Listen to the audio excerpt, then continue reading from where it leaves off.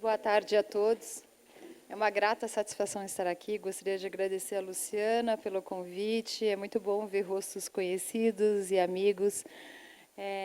E vamos tentar falar um pouco agora sobre essa evolução dessa área tão importante no país, seja a professora Ekaterina, Vera Peters, Luísa e tantos outros que estão aqui, que iniciaram essa empreitada de falar de animais laboratório permeando a legislação. Se a gente pensar que 300 anos antes de Pedro Álvares Cabral chegar aqui com 3 caravelas, já se falava de ética no uso de animais em experimentação na Inglaterra. Por volta de 1800 e uns quebrados, a Inglaterra é pioneira na área de experimentação animal, passando por legislação. Muito se desenvolveu até lá, e, felizmente, no Brasil, a gente não está tão atrás assim como a gente imagina. Quando a gente fala de animais, a gente tem que pensar na ética. Existia uma época que era simplesmente o livre-arbítrio. Um pesquisador ligava para o seu biotério central e pedia, solicitava 35, 350 animais, independente da espécie. Se o experimento desse certo, ótimo, senão ele continuava pedindo assim até ele concluir a tese dos seus alunos. Felizmente, isso caiu. Agora a gente tem uma normativa que diz que todos os projetos têm que passar por uma CEUA, uma Comissão de Ética de Uso de Animais, e assim fazer com que esse projeto seja aprovado por pares e aí liberação dentro do seu biotério central ou a instituição por meio da sua experimentação animal dentro de um biotério. É impossível falar de ética, eu aposto que todos que me precederam falaram dos 3 R's, mas 3 R's nunca é demais falar. Lá na minha universidade, eu lembro, 30 de setembro de 2015, Lô, você vai lembrar disso, numa palestra em que a gente fez o sistema de integração entre CDM e CEUA, uma pesquisadora na plateia comenta com a sua colega ao lado. Por que a Mônica fala tanto de 3 R's? O que significa 3 R's? E isso, para mim, foi um alerta que muitas pessoas ainda não sabem o que significa os 3 R's. Redução, refinamento ou aprimoramento e substituição. Reduzir, nós podemos fazer por meio de, literalmente, diminuir o número de animais por grupo e, por consequência, dentro dos projetos de pesquisa, mas ao usar uma linhagem geneticamente controlada também pode promover redução no número de animais. Esse refinamento, eu me considero jovem, mas quando eu cheguei para fazer meu mestrado, muitos pesquisadores na época mediam pressão arterial em ratos por meio de um manguito colocado na cauda do animal, e o animal era imobilizado dentro de um tubo de PVC de 6 centímetros. O animal ficava extremamente estressado, o que libera corticosterona, que promove vasoconstrição e, por conseguinte, dificuldade de se medir essa pressão arterial. Pelo fechamento dos vasos, o que o pesquisador era instruído a fazer? Colocar a cauda em água fervente 3 vezes, assim se media a pressão arterial 3 vezes, e a melhor de 3 ganhava. Tentem imaginar o que é a pressão arterial de um animal imobilizado, com cauda colocada em água quente, e assim dizer que é essa a medida da pressão arterial dele. Hoje tudo está diferente, nós temos sensores de telemetria que são implantados no animal e consegue-se medir a pressão arterial 24 horas, por tantas semanas quanto o pesquisador quiser, e dentro da gaiola moradia dele. Logicamente, é um procedimento caro. Sensor de telemetria, dura a bateria mais ou menos por 12 semanas, e a gente precisa mais incentivo dentro da inovação e tecnologia no Brasil, que a gente tenha sensores nacionais tão fidedignos quanto os internacionais. Mas é uma das formas de refinamento da ciência. E nós temos a substituição. Em alguns casos é possível, por exemplo, cultura de célula, para a gente testar uma molécula. A indústria farmacêutica faz isso antes de ir para a experimentação animal, mas em nem todos os casos a substituição é viável. E quando a Luciana pediu para falar da evolução, nós temos os 3 R's, um marco internacional, e aqui no Brasil é impossível falar da legislação sem a gente mencionar no pai dessa lei, que é o professor, doutor e deputado Sérgio Arouca, infelizmente falecido. Ele acabou não vendo a tramitação toda no Congresso Nacional, que culminou com a sua vitória em outubro de 2008.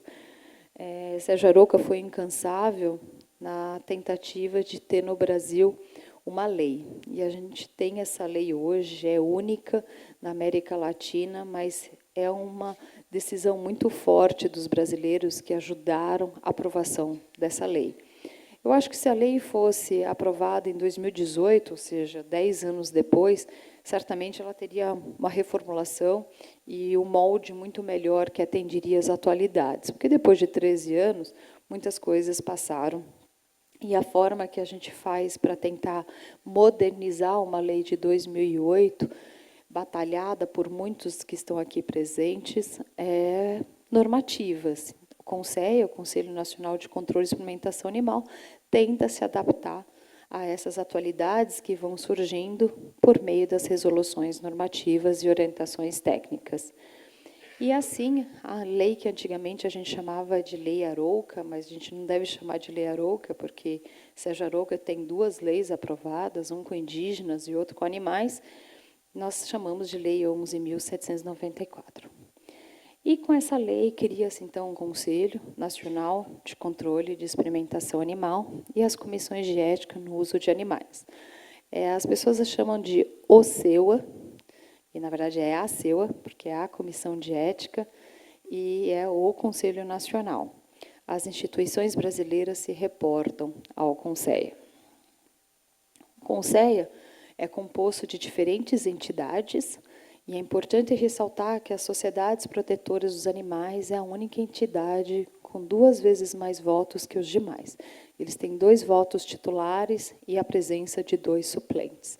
As demais entidades têm um titular e um suplente. Isso mostra a importância que se dá ao ouvir e ter o direito de voto dessas sociedades protetoras. Entre tantas outras, nós temos a FESB, a Academia Brasileira de Ciências, SBPC, 5 ministérios, a representação da indústria, entre outros. Há muitas queixas que o Conselho Federal de Medicina Veterinária não esteja presente, mas, seguindo a legislação, foi assim a composição do CONSEA feita em 2008. Muitas pessoas, novamente, se queixam de como é a formulação da lei, entre elas a utilização de animais em atividades educacionais. Fica restrita ao ensino superior e às entidades de educação profissional técnica e às instituições brasileiras. A pergunta vem, é só para as instituições? Não, também para as atividades práticas que acontecem em outras agências do Brasil. A outra pergunta que se faz muito sobre qual animal a Lei 11.794 versa. E esse animal é um ser vivo. Ou seja, se eu pegar um animal que apareceu morto numa estrada, atropelado por um caminhoneiro, esse animal não entraria na lei, porque a lei é sobre animal vivo, vírgula, vertebrado. Um professor de uma instituição brasileira que gostaria de dar uma aula prática com uma língua de boi, por exemplo, que acontece em muitas instituições para os residentes, em tese, ele não precisa mandar para a CEUA, porque a CEUA só lida com a lei. Este animal que ele obteve morto, nós recomendamos a guarda das notas fiscais, mas, como eu disse, em tese, ele não precisa provar a CEUA. Na Unifesp, a nossa CEUA tomou por decisão dar ciência a esse professor que gostaria de dar essa aula. Ele tem essa ciência recebida da CEUA, mas a gente não analisa a aula, porque é um animal não vivo.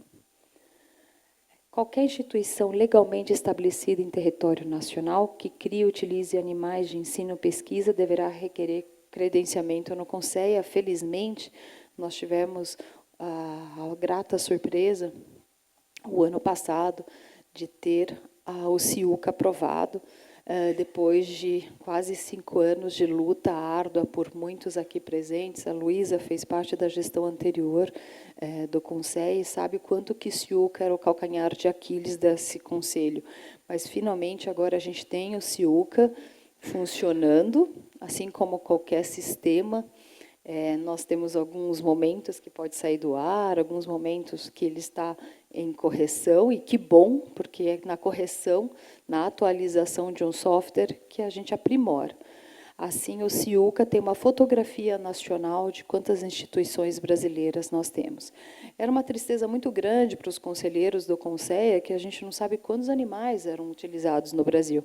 Agora, com o Ciuca, nós vamos ter essa fotografia muito bem representada, o que leva as indústrias nacionais e internacionais a entenderem que o Brasil é um mercado para melhorar ração, forração de gaiola, instrumentação de animais. Cumprir e fazer cumprir. Eu sempre costumo falar esse artigo da lei, porque muitas pessoas se queixam das CEUAs. Levanta a mão aqui quem fez parte ou já fez de uma CEUA. Uau, muito bem, parabéns. Pessoas árduas, voluntárias, que trabalham de graça em prol do outro. Muitas pessoas falam, a CEUA é exigente, a CEUA recusou o meu projeto, a CEUA. As pessoas têm que entender, e aí vai a crítica aos pesquisadores e professores, que a CEUA não faz nada. A CEUA faz cumprir e fazer cumprir. Ela olha uma normativa que acabou de ser publicada e ela implementa isso. E esse é o papel dela, porque senão ela também pode responder legalmente. E as pessoas acham que cada CEUA trabalha de uma forma. Não, uma CEUA correta é aquela que tem as normativas do Conselho para orientação. E se faz uma avaliação que está dentro, que está fora da normativa. É isso que a CEUA faz. A CEUA não tira de nenhuma cartola o que ela gostaria de fazer. Se eu pudesse, eu mudava o nome da lei para Mônica, e o Joel mandaria a lei para Joel. Cada um aqui tem uma visão de como gostaria de fazer ciência de animais laboratório. Mas a gente tem uma lei, 11.694, e as CEUAs acatam, que está na lei, no decreto e nas normativas. As atividades científicas e didáticas. As atividades científicas, ainda que questionada por alguns, é mais fácil de ser entendida, mesmo pela proteção animal. Entender como é a pressão arterial de um animal que recebeu um quimioterápico é mais compreensível. Difícil imaginar 48 ratos submetidos a 2 dias de privação de água para ensinar psicologia experimental. São parâmetros diferentes, questionamentos diferentes, e essas aulas práticas realmente estão diminuindo muito no país. Eu acho que tem que entender qual é a ferramenta pedagógica que está sendo implementada e como que pode ser feito isso em prol dos alunos. Formular e zelar pelo cumprimento das normas em relação à utilização humanitária. Como eu mencionei, muitos anos atrás, as pessoas ligavam para os seus biotérios centrais, requisitando animais. O animal era operado, tirava-se 5/6 de um rim, ablação de uma artéria, e o animal ficava ali. E todo mundo dizia, o rato é um animal muito resistente. Ele passa por toda essa cirurgia e aguenta. Que bom que nós não temos mais isso. O animal não é resistente, ele simplesmente não tem a forma de se comunicar com os seres humanos como a gente compreende, porque eles têm vocalizações por uma outra faixa, que a gente não é audível ao ser humano, mas ele se queixa de dor, sim. Ele tem algumas características, por exemplo, piloereção, mas se o pesquisador não é atento a esses sinais, ele pode entender que o animal não está com dor. Hoje, felizmente, a participação dos médicos veterinários e responsáveis técnicos mudou essa história no país. É muito triste ver o animal sendo submetido a uma cirurgia abdominal, 3 dias no final de semana, sem nenhum analgésico. E tenta imaginar vocês, uma pequena cirurgia, bater o dedão num portão, uma mulher que tira um bife de uma unha durante a sessão de manicure já é o suficiente para ter queixa de dor. E esses animais eram submetidos a situações extremamente drásticas. E isso tudo mudou graças à participação dos médicos veterinários, baseados nas normativas do país. É vedada a reutilização do mesmo animal. Eu fico muito feliz com a participação das sociedades protetoras em caráter visível nos diferentes âmbitos políticos. Os pesquisadores têm muito mais dificuldade de se expor. E, durante esses anos de tramitação da lei, não foram muitos os pesquisadores, como mencionei aqui, a velha guarda da ciência de animais de laboratório teve coragem, sim, de se expor. Mas muitos outros pesquisadores não vão até Brasília e falar, olha, a gente tem que fazer pressão para eu usar meu animal durante o projeto de pesquisa. Mas os membros da proteção animal vão, e, com isso, algumas situações na lei foram feitas. Uma delas é a reutilização de animais ser vedada. Muitos pesquisadores questionam, que, com isso, você acaba usando mais animais, que você vai contra os 3 Rs. Mas a ideia que foi aplicada na lei, nessa época, era que o animal já é submetido a sofrimento e estresse na primeira vez, seja uma administração de salina, seja uma cirurgia. E, com isso, o animal não poderia ser reutilizado. Nas palestras que eu dou, geralmente, esse é o item que os pesquisadores mais criticam dentro da lei. Como eu falei, o Conselho orienta e faz com que a experimentação e as aulas práticas do país atendam às normativas. As resoluções normativas são demoradas porque elas exigem um trabalho árduo dos conselheiros. Tem muitos conselheiros aqui presentes, eles estão aqui para testemunhar que nós temos 3 dias de reunião, das 8 às 18, fora o trabalho que acontece depois. E realmente é louvável o empenho, o esforço desses conselheiros. Algumas iniciativas do Conselho. Em 2016, foi feito o simpósio de métodos alternativos no ensino, exclusivamente. Aqui, naquele evento, nós não abordamos a parte de pesquisa. E, o ano passado, comemorando os 10 anos da lei, foi feito um simpósio. Nos 2 eventos, nós tivemos mais ou menos 500 inscritos. Isso mostra que o brasileiro ele quer mais informações sobre ciência de animais de laboratório. A Luciana, acho que, se não me engano, esse aqui é o 5º, Luciana. Cadê a Luciana?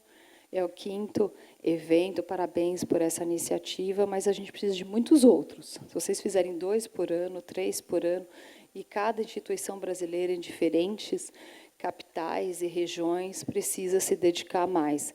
Nem todas as pessoas têm condições de vir para São Paulo, dentro do AIS, mas que bom que também tem a forma online, mas ainda assim não é o suficiente. Tem muitas regiões carentes no Brasil que a gente precisa atingir. É muito fácil quando a gente fala da região Sudeste, ou da região Sul, que eu sei que a Luísa fez muita ação lá. Região Centro-Oeste, com a Icaterina, Minas Gerais, com a Vera, mas, mesmo assim, é pouco. A gente precisa mais disso no Brasil.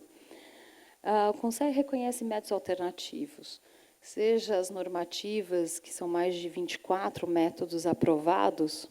A gente não adianta só aumentar o número de métodos alternativos aprovados. A gente tem que formar profissionais para implementar isso dentro dos laboratórios associados. Muitas pessoas, na época que eu era ou conselheira ou coordenadora do Conselho, falaram assim, nossa, mas você só tem 24 métodos, vocês têm que aumentar isso para, no mínimo, 50. Eu falo, tá, mas se nem os 24 estão implementados, como que nós vamos aumentar o número? O que eu acho mais importante no Brasil é a gente capacitar e tornar esses laboratórios fortes, que o Brasil tenha, sim, na virada de 18 para 19 e de 19 para 2020, mais profissionais capacitados da gente fazer esses testes in vitro, por exemplo, dentro dos laboratórios. Aí, sim, nós vamos fazer a diferença. Seja na Unifesp ou tantas outras instituições, hoje os alunos são extremamente atentos ao que acontece nas redes sociais. E se tem algo que os alunos sabem, é que, em fevereiro de 2016, o Conselho vai e publica a objeção ou escusa de consciência. Isso significa que o aluno tem por direito garantido se retirar de uma sala de aula em que exista a possibilidade de uma atividade prática envolvendo animais vivos. Isso é importante porque muitos professores contestam esse direito do aluno. O aluno tem, sim, direito. Eu sei de uma experiência que 56% da sala se retirou. E o professor tem que responder à lei. Isso significa acatá-la. O aluno não está livre de fazer uma prova. Essa ferramenta, quem vai decidir é o professor. Mas o aluno tem o direito de se ausentar em qualquer atividade que tenha uso de animais vivos. E vamos lembrar que muitos alunos em escolas de medicina veterinária também estão alegando escusa de consciência. É um direito garantido, e isso faz com que a gente reflita quantas aulas práticas são necessárias, e nós temos que dar o direito ao aluno fazer isso, mas também capacitar o professor para utilizar outros instrumentos de avaliação, na ausência de utilizar, por exemplo, um rato, ou um cachorro, ou um porco numa sala de aula. E aí vem a pergunta, até quando vamos usar os animais? Estamos aqui em março de 2019, é um direito garantido a todos nós de utilizarmos, desde que a legislação seja respeitada. Em alguns países, não se pode fazer privação de sono em animais. E eu sou professora em sono, e uma das técnicas que a gente faz é privação de sono, porque 70% das pessoas hoje têm queixas de sono. Mas, em alguns países, não pode mais fazer isso. Na Europa, eles criaram uma outra forma, que é um bastão que passa embaixo da forração da gaiola, e o animal simplesmente tem um leve despertar, que é muito mais ético do que se fazia antigamente. Nós temos que adaptar a isso, mas ainda assim, a privação de sono, para ser estudada, requer a sua ausência do sono. Eu estou dando exemplo de sono, mas nós temos tantas outras pelo país. Tem mais de 3.000 crianças no nosso país que nasceram com microcefalia. E eu entendi um dia, ao estar no aeroporto de Brasília, vendo uma criança, um bebê recém-nascido com microcefalia, e vendo que o cérebro era mais ou menos 2 vezes esse copo de plástico, por que o Jornal Nacional, ou tantos outros noticiários do país, não mostravam aquelas crianças de frente. É extremamente assustador. E essas crianças, daqui a mais ou menos 6 anos, elas vão entrar nas escolas, porque elas têm o direito à educação. Mas a gente não tem pedagogo, a gente não tem professor, e a gente não tem pediatra no país tão capacitado e treinado para lidar com essas crianças. Aí vem a pergunta, o que a gente pode fazer? Tem a Rede Zika, por exemplo, que são um grupo de profissionais que estão investindo para a gente tentar entender os mecanismos de ação. E o mecanismo de ação, você tem que induzir a condição. Como a gente não vai utilizar bebês com microcefalia, uma opção é mães camundongas grávidas, que você injeta o vírus. Dali a 3 meses, você teria bebês viáveis para você estudar o encéfalo desses camundongos que nasceram de uma mãe infectada com Zika vírus. Eu acho, na minha opinião, agora eu estou falando como pesquisadora, que é uma opção viável, desde que a CEU aprove esse projeto, do que utilizar mulheres em idade reprodutiva, infectadas com o vírus, para daqui a 10 anos a gente saber se vai ter um efeito ou não. No passado era assim que era feito. Vocês sabem dos experimentos horrorosos, por exemplo, com sífilis e tantos outros que são marcos drásticos que a gente carrega na nossa história e a gente não quer ver de novo essas pesquisas. E mesmo talidomida também. A gente não pode mais ter esses desastres éticos. Uma das formas, por hora, para a gente estudar Zika vírus é utilizar camundongas.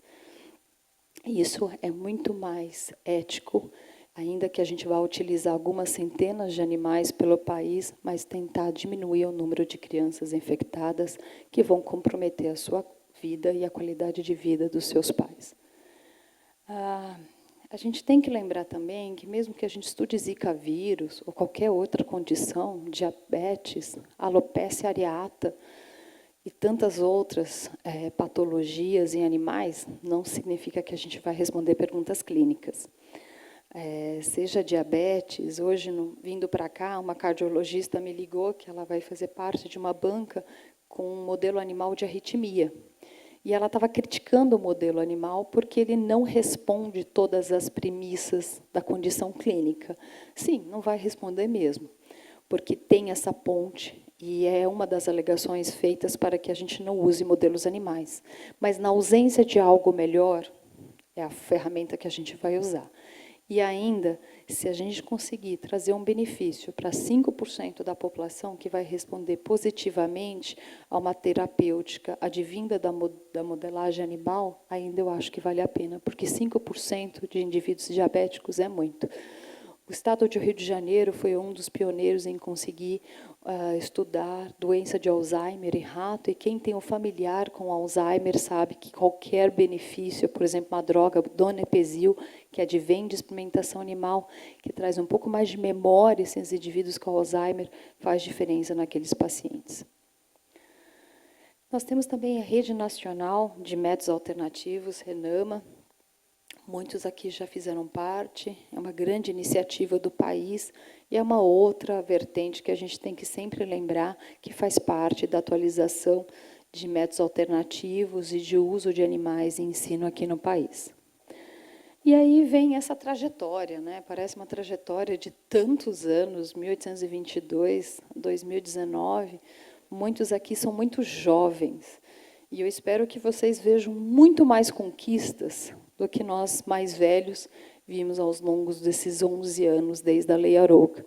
O Joel é da época pré-Arouca, e agora está na fase durante a Arouca. E nós temos ainda muitas, muitas vitórias para serem conseguidas. E Luciana e tantos aqui que dão cursos, é louvável essas iniciativas pelo país, mas eu ainda acho que é pouco. A gente tem que sempre colocar o patamar do ideal mais alto e lutar para que a gente consiga isso, porque assim a gente vai ter retorno para a sociedade. Quando eu assumi o Conceia, me perguntaram qual seria a palavra-chave da gestão. E eu falei que seria bem-estar animal. Cada um escolhe uma palavra-chave, essa foi a minha, porque eu acho que se Sérgio Arouca, Caterina, Vera, Luísa, e tantos outros, desculpe quem eu falei a memória aqui, mas que ajudaram, o Joel também, em sancionar a Lei 11.794, eles fizeram esse papel de virada da página, da ausência da lei para ter uma lei. Eu tenho que só agradecer, porque eu já tenho uma lei para a minha experimentação animal, mas já que eu sou meu conselho, o que eu poderia fazer? Falei, então eu quero melhorar o bem-estar desse animal dentro da sua gaiola, dentro do seu ambiente. Ainda que pareça óbvio, nem todo pesquisador acha que o bem-estar deve ser embutido na condição animal. Por exemplo, enriquecimento ambiental.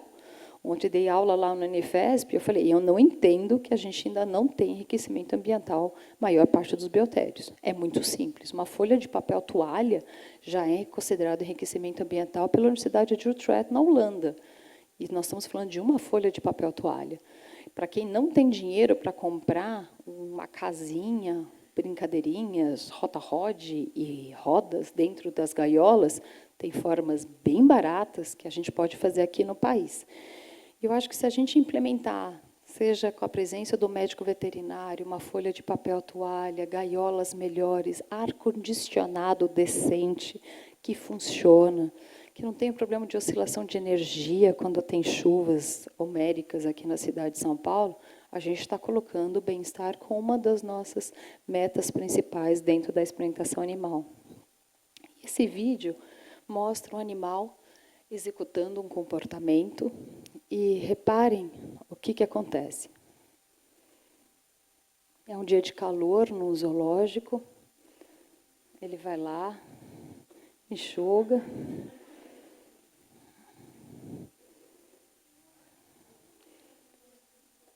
reparem na destreza dele.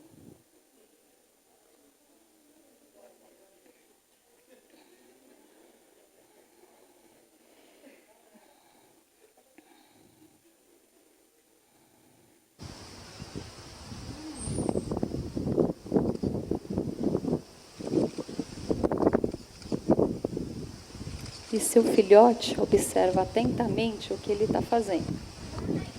E tenta fazer a mesma coisa. Ele sabe que é na água, que se molha. Olha, ele vai lá, molha novamente o seu lenço. E seu filhote observando o que o seu pai está fazendo.